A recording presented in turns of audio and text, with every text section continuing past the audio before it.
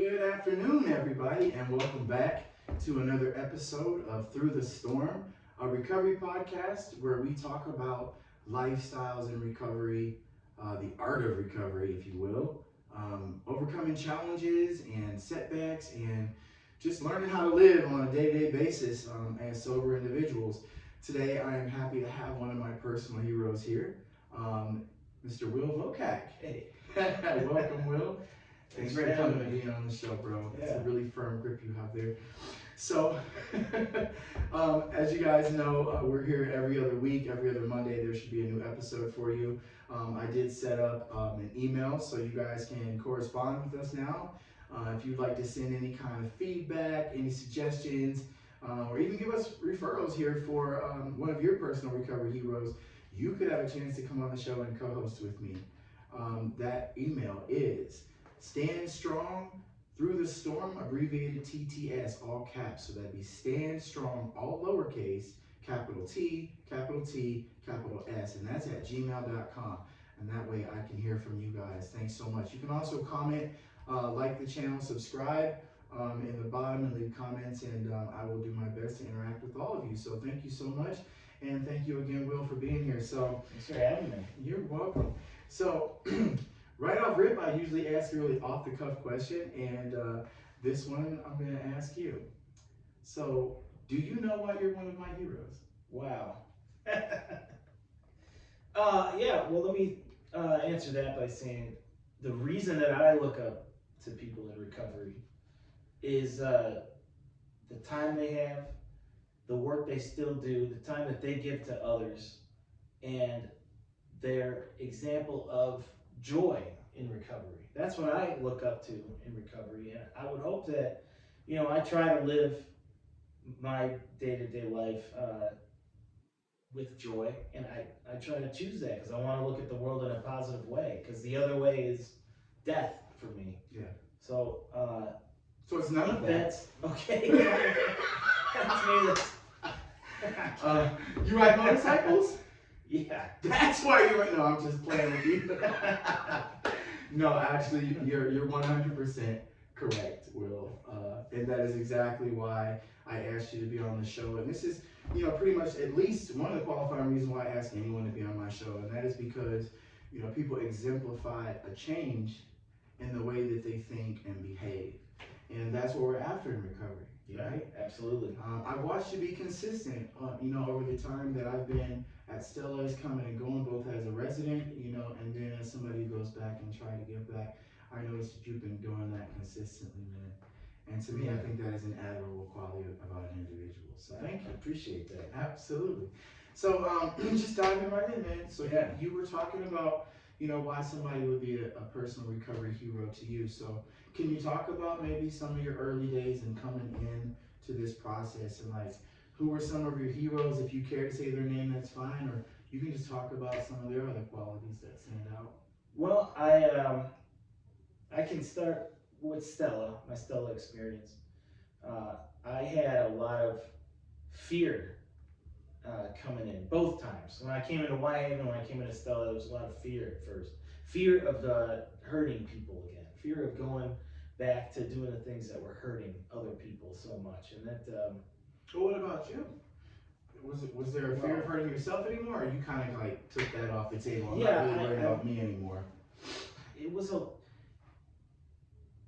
I guess I felt so low I wasn't even considering myself. I can relate to that. Yeah, it was a feeling that I was, a huge piece of shit, a huge nobody that was just messing up my life to the point of oblivion. And I was just focused on that fear of doing that again. I don't know, of just hurting other people. So that makes sense. And I'm sorry to jump in. Go ahead. A lot of people struggle with that. I struggle with that too. And so when we're talking about our reasons why to stay sober, getting sober, right, can be the law intervening. Right. For me, that's always the case. Same. Yeah. Family or friends, and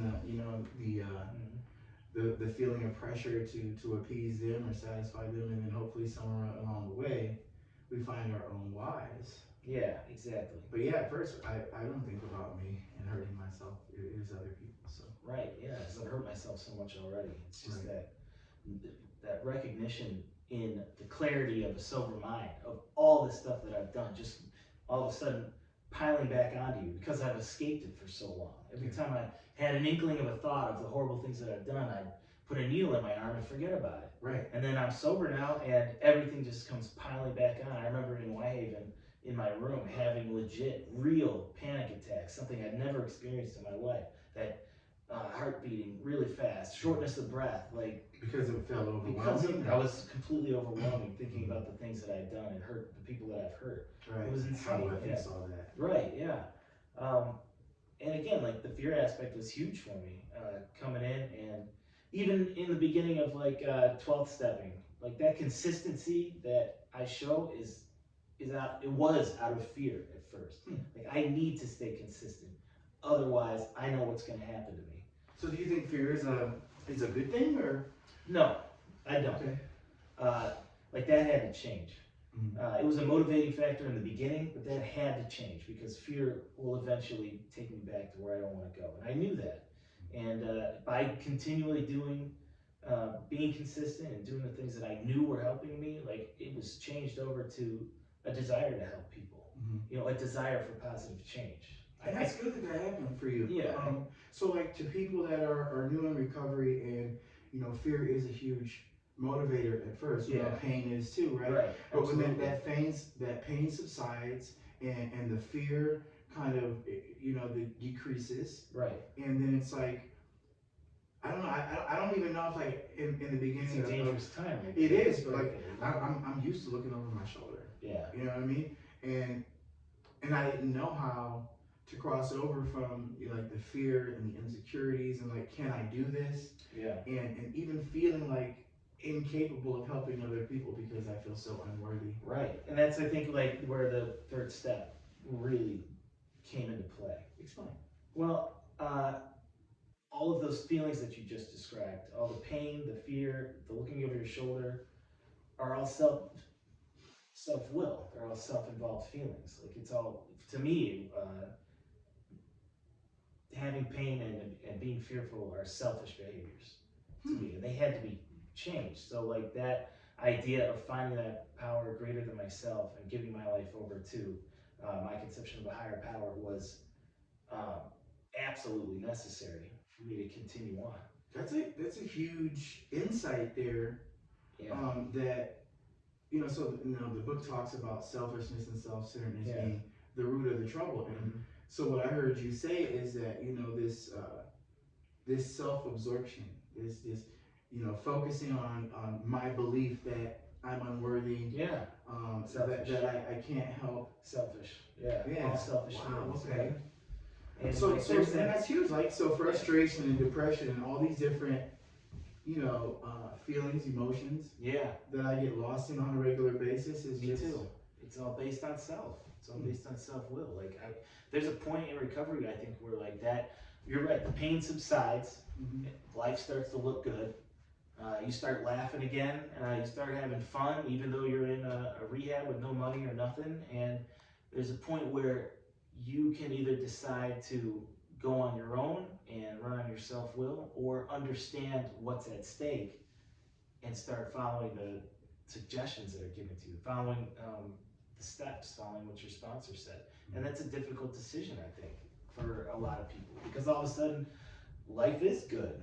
So why do I have to continue doing this hard work, looking at myself and trying to root out the causes and conditions of the disease I have? Do I really believe I have a disease? Like, stuff's starting to come to me, you know? I'm having a good time. The human nature is not wanting to look inside, not wanting to do the hard work or find the humility to do what's necessary to stay sober. So this is great. So like, I just recognized something interesting. So in active addiction, it starts out fun, right? It starts out a really good time, and then it becomes nothing but work. Yeah. And not even really to have fun anymore, but just to sustain, right? To try to maintain. And it's that delusion too that I am still having a good time. Right. Or that having a good time is rooted in escaping the problems that I believe I have. Yeah. Like, this is necessary for me to live life. Yeah, You know? but then on the flip side, in recovery, all the hard work comes first. Right. You know what I mean? And I've been a lot of times disillusioned by the hard work, the internal work that has to be done, the sacrificing of what I had in mind, and acting contrary to what I want, right?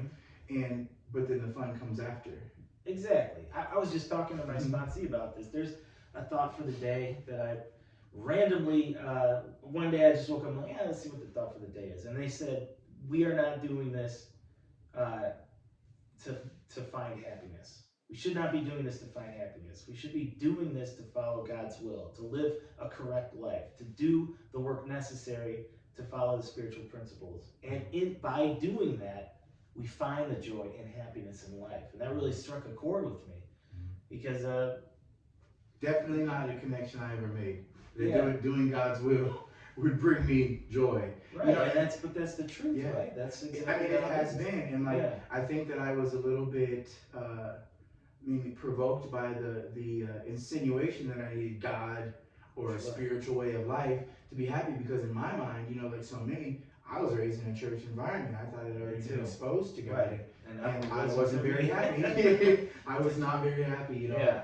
Had a whole lot of self-loathing, a lot of judgment and criticism for myself and others. A lot of pessimism against what I believed that they were, and especially like coming into the program the first time, that's all I associated with because that's all I knew. Yeah. So when I saw these people talking about God and saying all these prayers, it was like, that's the church. I don't like the church, so like this really isn't for me. And I just like paid lip service and went along with it, but inside I wasn't growing because I was building a wall against letting myself be vulnerable to these people. And that so hard. That leads me to so like my next question and the next point to talk about, like how important community and fellowship and like finding your tribe, because I know for me, the reason that I found to not be a part of the church community and the church fellowship was, you know, all of the religious teachings on sexuality and where I fell in the scope of all of those things was like, well, I'm beyond help here. You know, this is something about me I can't change. It's occurring naturally. They don't seem to understand it, you know. And so when it comes to walking shoulder to shoulder, hand in hand with some people in the way of spiritual progress, I didn't feel like I could relate or connect, or that they were willing to with me. Yeah, absolutely. Like I struggled with that too, and I'm heterosexual, but like that struck a chord with me in the hypocrisy of it. Like, that's not Christ-like, but because it's written in this book, like that's God's word. To me, it's not God's word because that's not God-like at all. That's not Christ-like in any possible way. If you read any of his teachings, it goes against everything that he's about. Like we are asking these people to change how they're born, that pushed me away from. Jesus never really addressed that. No, you know, when you he addressed loving everybody for who they are. And what they are all God's creations. We are all God's children. Yeah, and he really talks about states of consciousness. Yeah. You know, I mean, one of the largest teachings in Matthew when he talks about the Beatitudes and you know, blessed be those that mourn, they shall be comforted. Blessed are the meek, for they shall inherit the earth. And he's saying, happy will be the people that decide to live this way or believe in this way. But there was no theology of like doctrine and dogma. That all came from men who believed or said that they believed that they'd been inspired by the Spirit of God. And I'm not trying to argue or be contentious with anybody who has that as a belief system at all. Because if it works for you and you found a way to apply it to your life and you're getting results, far be it for me to judge.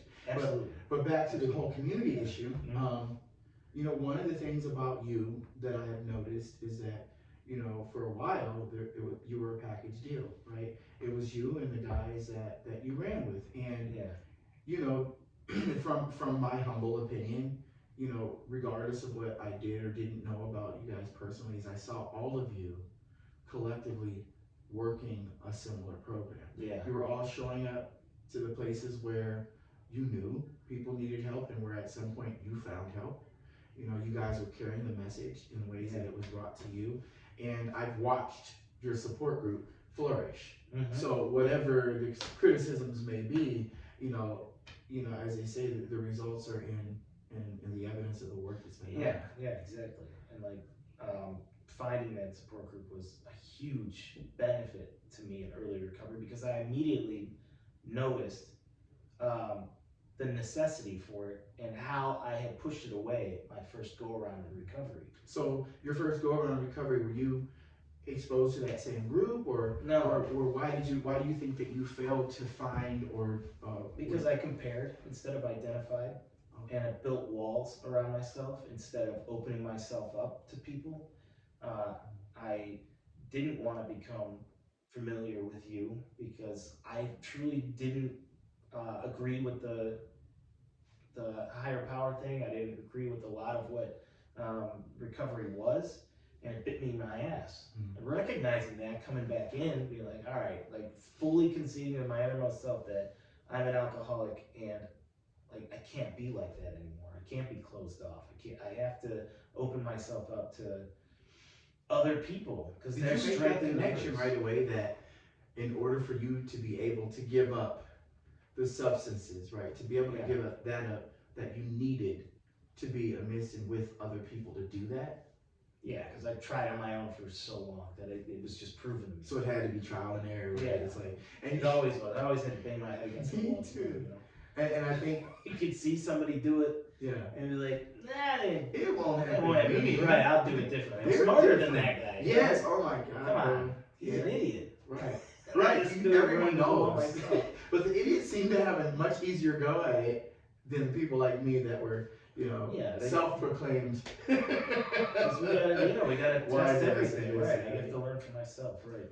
Yeah. Much harder that way. And I'd say, and I don't know if the connection to the difficulty that I've had in building a tribe or having a community of my own was because of how I was raised, or the environment I was raised in.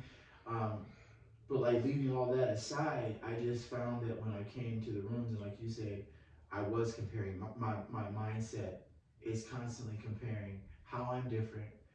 And what I'm really trying to gauge is, am I going to find acceptance? Yeah.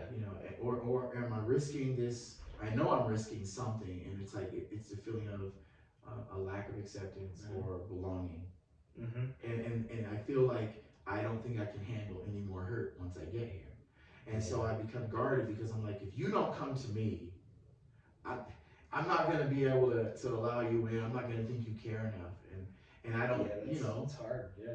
So I feel like a lot of people may struggle with that in building community and finding their tribe in the rooms of recovery. I think a lot of the kindness and the reaching out has been lost over the years. How do you feel? I agree with that.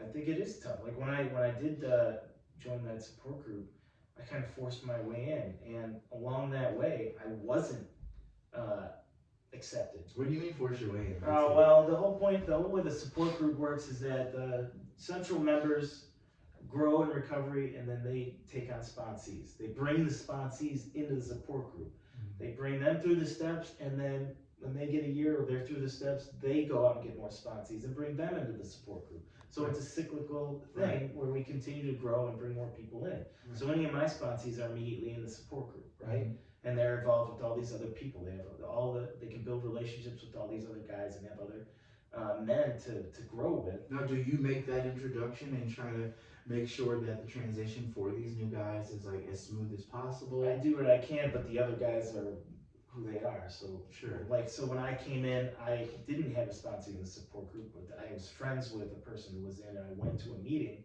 and I liked it, and I immediately saw the benefit of being a part of this. Mm-hmm. And he left the support group because his ego came back, and they told him about himself, and he didn't like it, so he left the support group. So I didn't have an in with the friends. I just showed up in their backyard. And I'm like, oh, this kid's back. Who is this guy? And I kept showing up, and eventually it was suggested to me to ask one of the guys to be my sponsor, and it worked out. And I forget the question. The original question. That's okay, because it happens. But I feel like we're talking about some good stuff here because a lot of people don't make it beyond. early recovery. Yeah, it was And about that's being not to say that accepted. people don't get time, because we know that's not true.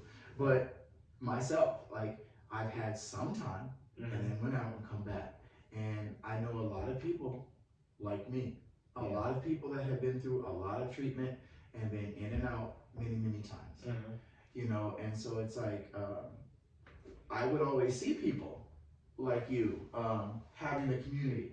And that was just another point of contention for me, because I'm like, man, how come I can't have that? You know, Yeah. and I've had numerous sponsors, and they had other sponsees, but like we didn't seem to vibe. Yeah. And I don't know, did you guys like vibe like No. that very well? And No, let me tell you to make something, that man. work? Let me tell you something. I was, like I said, I forced my way and I just kept coming back. I was not accepted. They didn't know who I was. But because I just kept coming back, I was eventually kind of accepted. And I just knew the importance of having a crew this time. I knew that, and I allowed myself to not be accepted, but still be around these people, understanding that maybe we weren't going to vibe or jive, but I needed this. And I remained vulnerable to them. So, I mean, in the beginning, there wasn't any trust or relationship building, because I remember like Jeremy didn't give a shit about me. Like, we're tight now, so it was just like time. It took time, but I took the. I don't know what I'm trying to say. Like, I took they didn't abuse me, so I can't say I took their abuse, but I took their not connecting with me and showed up anyway. And I just kept coming back until I was finally a part of the crew. That's resilience, and that's persistence, and right. And like understanding that I wasn't going to be liked or given security, I guess. I don't know. Yeah, I know what you're saying. Yeah. Like, just knowing that it was going to take some work. Right. Basically. Right. And I think that that's important, because a lot of times I forget the work I had to do to continue getting high.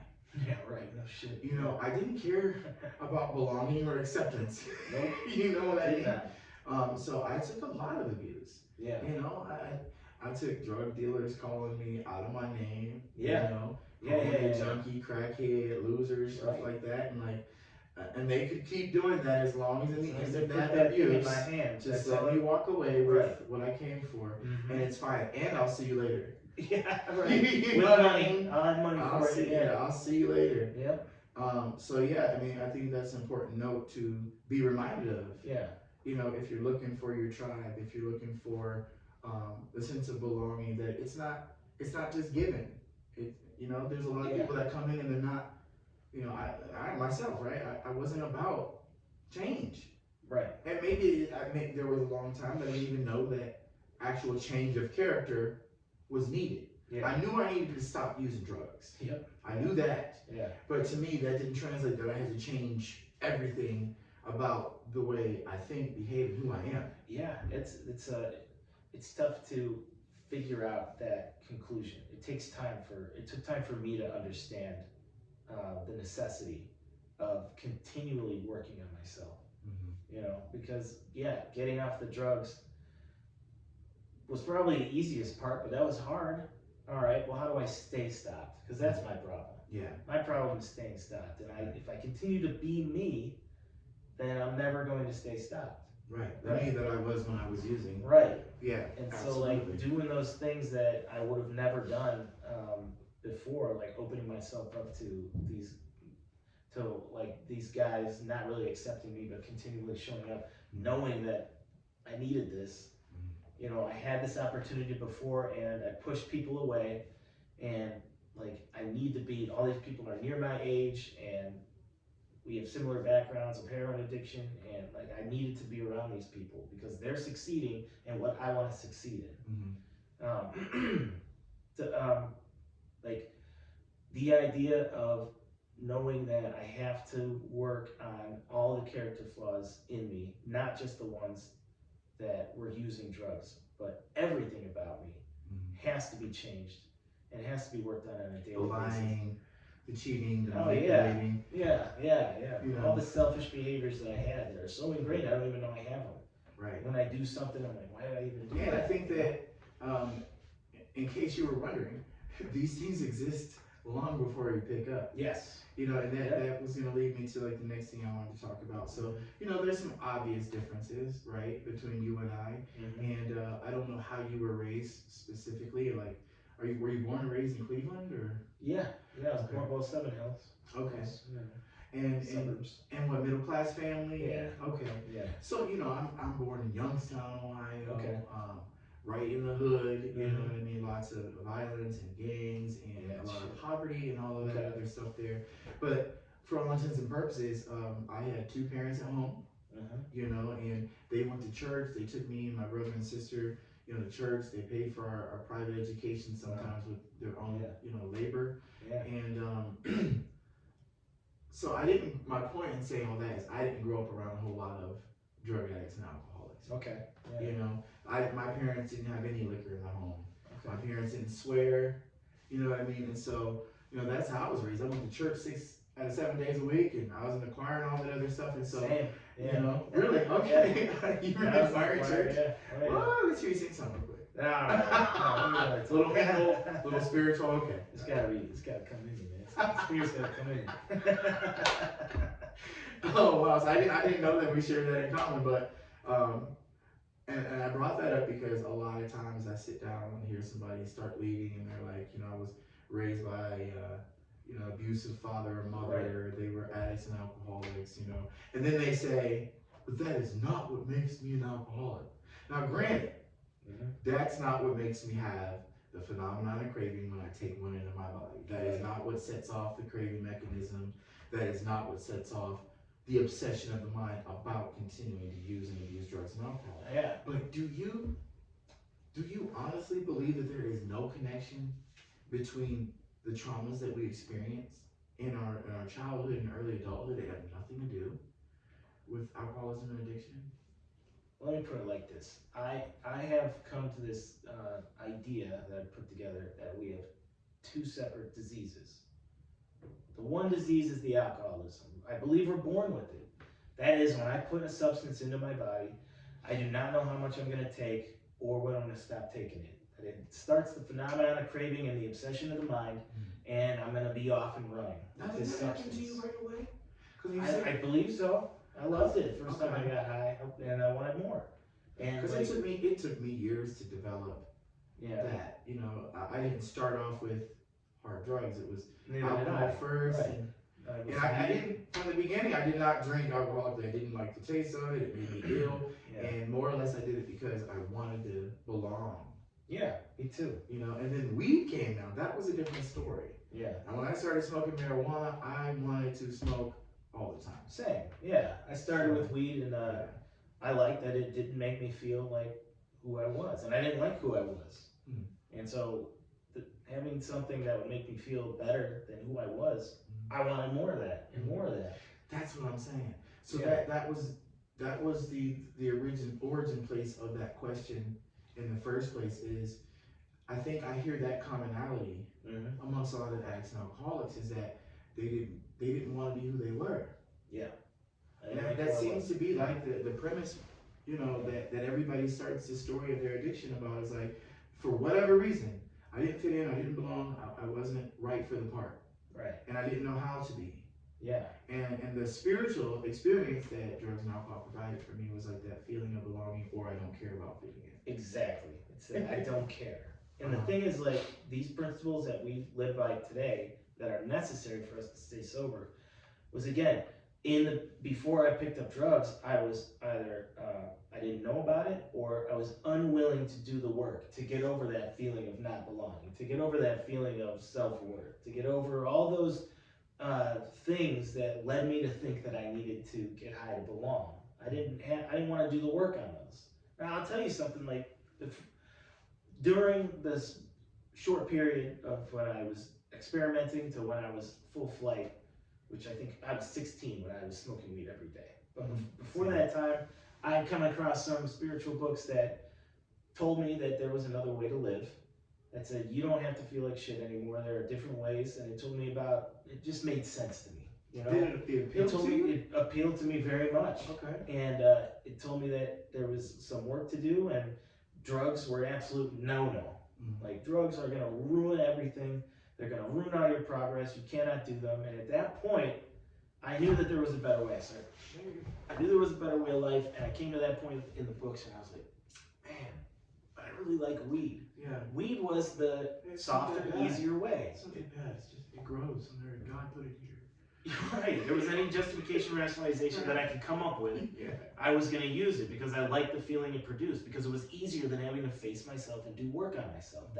I'm a But child. you didn't know that then, right? I didn't. Yeah. I didn't know But that I knew when I a was little smoking because weed that I wasn't really working on myself. Right. In fact, it seemed to enhance me doing the work on myself. I thought that, yeah. I thought I was better. Of course I thought I was better. I didn't believe that I was the shitty person that I was. My self-worth didn't matter anymore.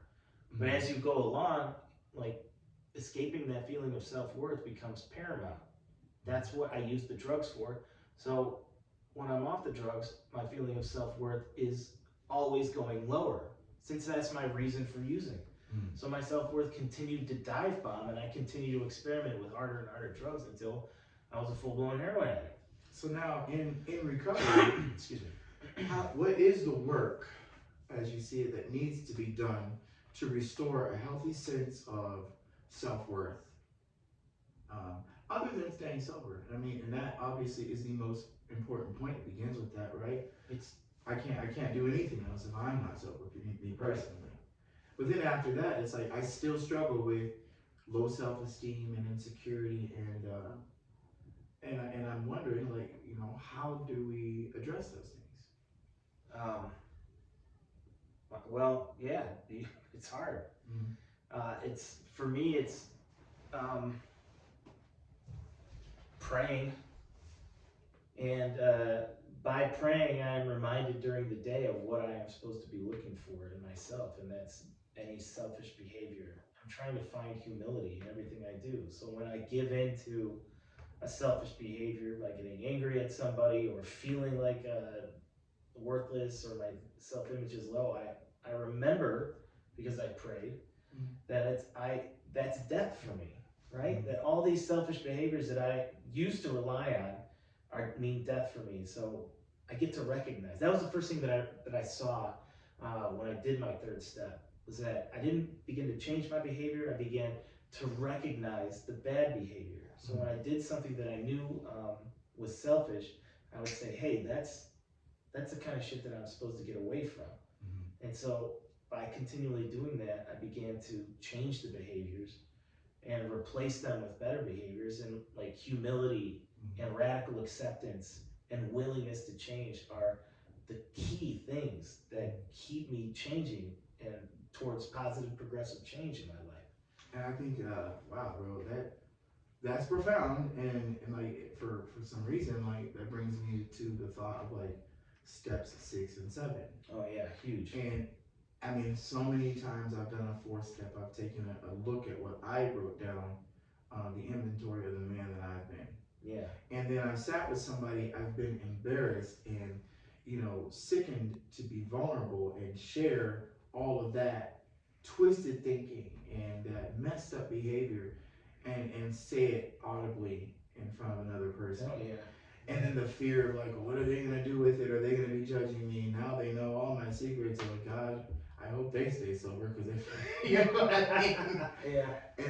But then like coming to 6 and taking a good honest look, and am I entirely ready?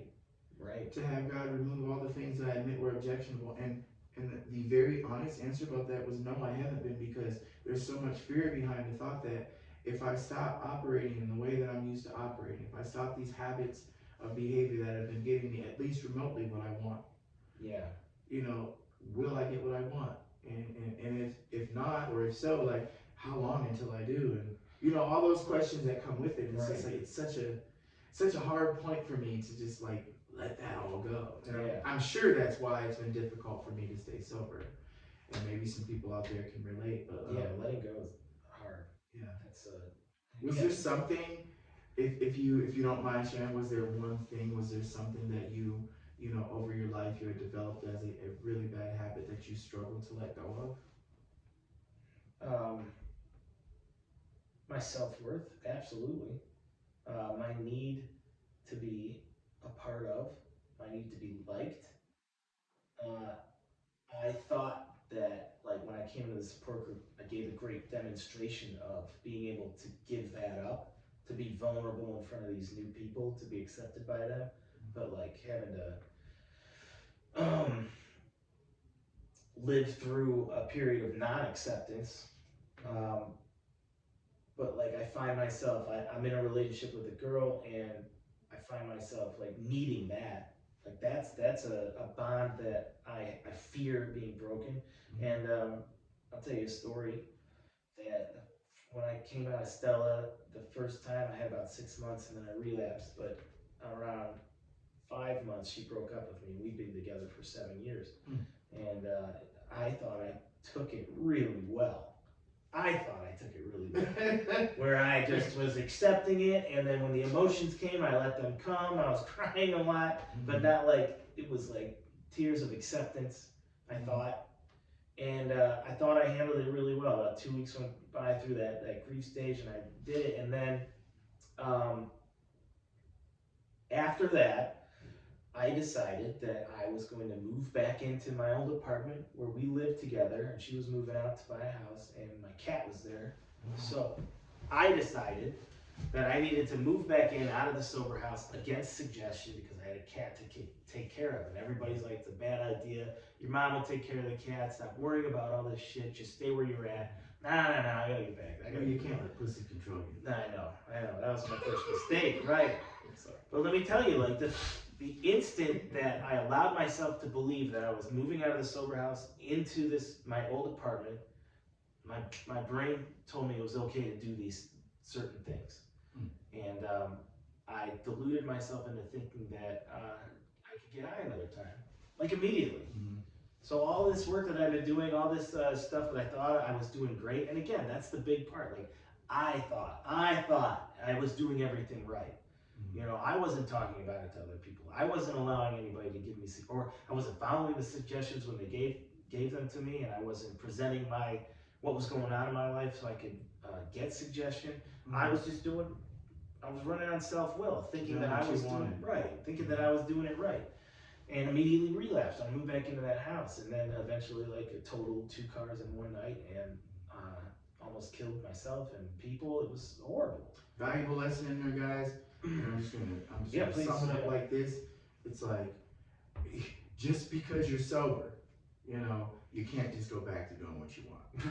You know, and when I'm sober, you know, that's really just a very, very small beginning of everything that needs to happen so that I can stay that way. Right. You know, I'm still like at almost 9 months in, and now being in sober living and out of the treatment environment, I'm starting to realize just how much I do need input from other people. Yeah. You know, my feelings influence my decisions so much so that, you know, it would behoove me to speak more about my feelings with people and my thoughts rather than acting off of them. Absolutely. I mean, to me, that's becoming really, really evident. Yeah, I slack on that too, and I really do need to pick that up to, like, speak more with my sponsor and tell them what's going on in my life, and or anyone. Right. I mean, yes, hopefully my sponsor is a part of that. Right. But like, definitely just somebody in the support group who understands what you're trying to accomplish by living a spiritual way of life. Absolutely. Right. So, you've been sober now for a couple of years, right? Yeah, over 2 years. And congratulations. That's phenomenal. The longer it's been. So, is it getting easier for you? I don't like to say that it becomes. If I think it's getting easier for me, then I'm doing something wrong. I think that, like, I need to be challenging myself at every opportunity. I need to continue to push myself out of my comfort zone, because that's how I grow. That's how I become a better person. That's why we are working the program. It is part of the work. If I get comfortable, if it becomes easy, then I'm doing something wrong. You know, and there's a possibility that the consistency that I have and in doing what I'm doing is a point of comfort. I know it, and I've been doing it, and I'm working with other people, and perhaps I haven't been challenging myself enough. Maybe it is something that I do need to look at. Do you think it's really important to, like, change up your routine? You know, Because like I know for me, like I know the meetings that I really enjoy going to every week. A lot of times somebody will say, hey, let's try this or that meeting. I'm like, I go to this place. Yeah, I do that If too. you want to come with me, that's fine. But yeah, I don't change up my meetings at all. Yeah. I like the routine. I think routine is extremely important. I don't know if like changing your routine unless it is not benefiting you. You know, I think the routine that I have and the consistency that I show is what is helping me stay sober. But I think in other areas, I need to put step 6 and 7 on my way. I do suffer from sloth, giving into sloth a lot, giving into which is laziness. Yes, envy and anger, resentment. I still have all these things that I deal with, and I think like I need to put more work into living on spiritual principles. There's no shortage of need to work on those things in my life. Yeah, or opportunity. Yeah, or opportunity. You know. Yeah, and like I find that. I definitely find working with others helps me understand my own defects more and to find where I need more practice and work in my own life. Are you one of those sponsors that believes that the sponsee or the new prospect should always be coming to you?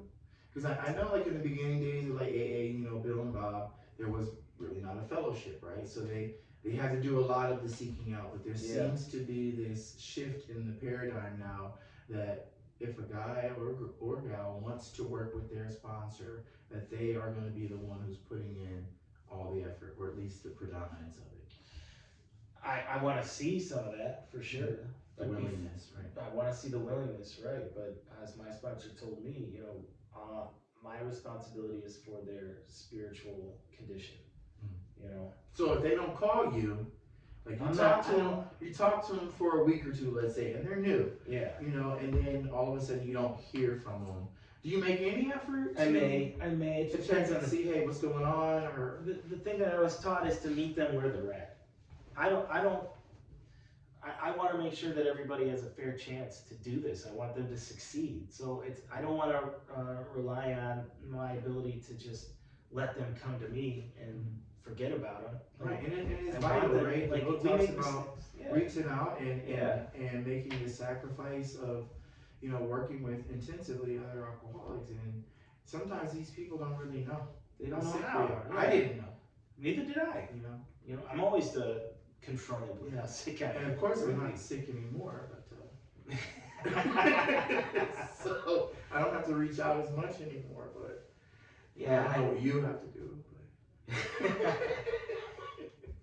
But like, you know, every situation is different with every sponsee, and we get to know them on a personal level, and we do meet them where they're at. And like, if I see that they're backing away, well, I want to find out about that, because you know, we are new. We do make mistakes. Not everybody's going to be perfect at showing willingness 100% of the time. So maybe they need a course correction. Maybe I need to blow down on them, you know? Sure. You know, do you separate, or do you cut off the relationship with a sponsee who seems to not be following your suggestions? I've not had, you know, sometimes that's what the sponsee needs. And like I said, every situation is different. And like, I've seen it happen, and immediately following that, the person is relapsed, but like, they're already on their way. If they're not following suggestion, if they don't show any willingness, then maybe the sponsor feels like he's wasting his time that he could be giving to another willing sponsee. Absolutely the case, yeah. Yeah, absolutely. I haven't had that yet, thank God. You know, because I know one thing that I struggle with is like, am I following enough of my sponsor's directives to be doing this? Because obviously, you know, I don't agree all the time. Yeah. You know, and I mean, I guess that's to be expected, right? Because if it's not from me or my ideas, and I'm obviously get some kickback. But sometimes, do you feel like did you follow every suggestion your sponsor gave you? I don't know, probably not. Yeah. Okay. And the ones that you decided not to follow, they didn't seem to damn your recovery to doom. Well, I was also taught that like giving into your self-will is a slippery slope. So let's take, for instance, a suggestion from your sponsor that you don't follow, or a meeting. I don't feel like going to that meeting today. and you get away with it, and you're like, oh, I got away with it. Oh, okay, so no consequences. So maybe you feel like, yeah, I could do it again. And you do it again, and nothing happens. And then that kind of snowball. There's a snowball effect that happens where eventually your self-will comes all the way back, and then you make the ultimate sacrifice, as they say. You pick up, you think it's okay. So it's about developing the habit in order to address the programming. Yeah. So I got to recognize when I do that I have to make up. I can't allow that to be something that I got to check my motive in everything. Yeah. So if I'm skipping a meeting, like, what is my motive? What am I doing? And am I giving into my self-will? Am I allowing myself to do what I want? And then address that fact. For me, I have to be aware of what I'm doing at all times. Do you believe that a time comes within your recovery process that after you have, developed this habit of getting input, and whether you agree or not, at least running it by someone until, like the book talks about sanity being returned in step 10, it talks about, being restored to sanity. It talks about being placed in a position of neutrality, safe and protected. All of these promises, if I'm following the process, as closely as possible, right? Yeah. If I carefully follow these directions, that's like a promise. Do you believe that the time is going to come when you will be confidently able to rely on, your higher power instincts, or those two different things? I think it's unhealthy to believe that. I think for me, I don't ever want to delude myself that I can make big life decisions on my own. Even says in the book, like the smartest people, the most spiritual people will always get other people's input, no matter how far along in their spiritual life or their successful life. They will always get input from other people, and always question. I would always want to question my own thought processes because I know who I am.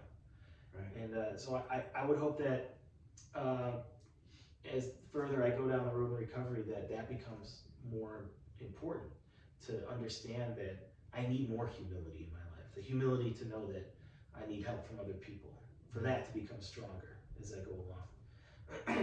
The book talks about that dependence, that kind of dependence is really what gives us more independence. Absolutely, yeah. It's one of those weird contradictions in the book. Yeah. Well, this has been a great time, a great conversation with my buddy Will here. I can keep going. This is fun. Yeah, we'll have to have you back on. Stay sober, and prayerfully we both will.